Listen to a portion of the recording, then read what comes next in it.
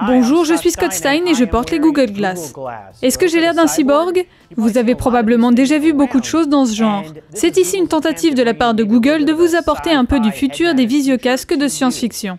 C'est assez intimidant. Vous pouvez penser que je vous scanne ou que je sors d'un film de Star Trek.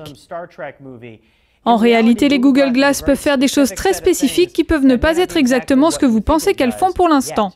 Par exemple, en réalité, elles ne scannent pas votre environnement, elles affichent juste une image ici sur l'écran, elles fonctionnent via le Wi-Fi et le Bluetooth avec votre téléphone, votre réseau domestique ou votre ordinateur portable pour faire différentes choses. Vous pouvez mettre du texte, vous pouvez passer un coup de téléphone, vous pouvez démarrer un chat vidéo Hangout Google dans lequel ils verront ce que vous voyez, faire une recherche Google, être guidé étape par étape.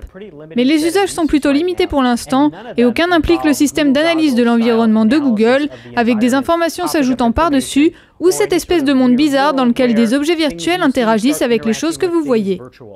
Une fois de plus, pas encore, puisque les Google Glass font partie du programme Explorer visant à développer des applications. Et alors que Google discute vivement des questions de vie privée et de leurs inquiétudes, il est certain que cela ouvre l'accès aux jeux et à d'autres fonctions intéressantes dans l'année à venir.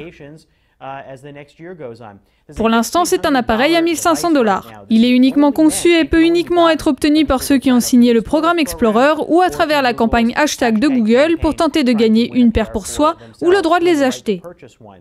Et à ce prix, ce n'est vraiment pas fait pour les consommateurs. L'année prochaine seront-elles différentes de ce que nous voyons maintenant ou une évolution? Qui peut savoir? Mais pour l'instant, il y a cet écran qui projette et contrôlé par un peu comme dans un jeu, la combinaison entre la voix et le toucher. Il y a une zone tactile ici, un touchpad à 4 directions que vous pouvez utiliser pour naviguer dans les menus et leur parler. Entre ça, l'écouteur à conduction osseuse à l'arrière et le microphone, vous avez une description audiovisuelle de ce que vous voulez voir et pouvez naviguer dans vos contenus.